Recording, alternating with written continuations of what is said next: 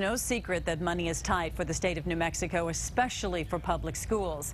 So you'd think the public education department would keep close tabs on how it spends $100 million on its school bus system. But on special assignment, Dean Staley found out a lot of the districts are taking taxpayers for a ride, and the state isn't doing much to stop it. Poor oversight and management at the department. I would say this is egregious. Poor administration. And it's a travesty. Did she say a travesty? Yes, I said a travesty, and a travesty implies, I think, some horror and some real concern. So what exactly is Secretary Skandera talking about? Well, it's one of the most common sights in any city or town in New Mexico. The yellow school bus. Taxpayers spend more than $100 million a year. That's right, $100 million keeping school buses on the roads in the state's 89 districts. It's a healthy chunk. With a price tag that large, you would assume the state keeps a close eye on who gets those millions and why. You'd be wrong. In fact, a recent report by the Legislative Finance Committee found just the opposite. One of the things that was missing was a check and balance on these transportation dollars. First of all, the report says the Public Education Department did not verify the information districts submitted to receive school bus funding.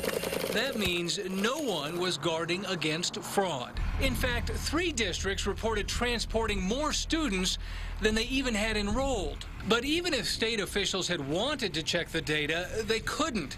The report says no one who worked for the Education Department's Transportation Division had the expertise to conduct an audit. Then there's the formula used to distribute tens of millions of dollars a year in school bus funding. At the end of the day, we had one man who ran the formula, distributed the formula, and that's not a good check and balance. Not only did the former transportation director alone decide how much school bus money each district received, he ran the formula on computer software that wasn't even owned by the state. In fact, the report says that when he left, no one else at the school bus transportation program knew how to run that formula at all. So education officials came here to one of the brainiest places in the state for help. But even when mathematicians at New Mexico Tech figured out how to run the formula, the numbers they came up with did not match what the districts were getting from the state. Okay, so there's no way to explain why Dulce is getting $6.97 per mile and Espanola is getting $2.90.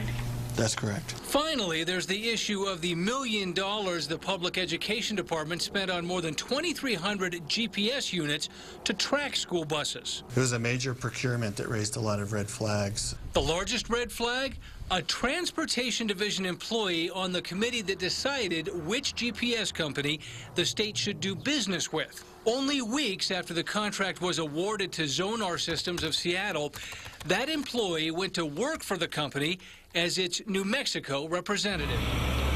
For the past several months, the state couldn't even track down where those 2,300 GPS units wound up in New Mexico. Skandera says they have finally all been accounted for and installed in the state's school buses. She also says she implemented checks and balances to make sure the department's dealings are transparent. Even if this didn't happen on our watch, it's our job to make it right, and we will. Skandera referred the GPS issue to state police, which is investigating.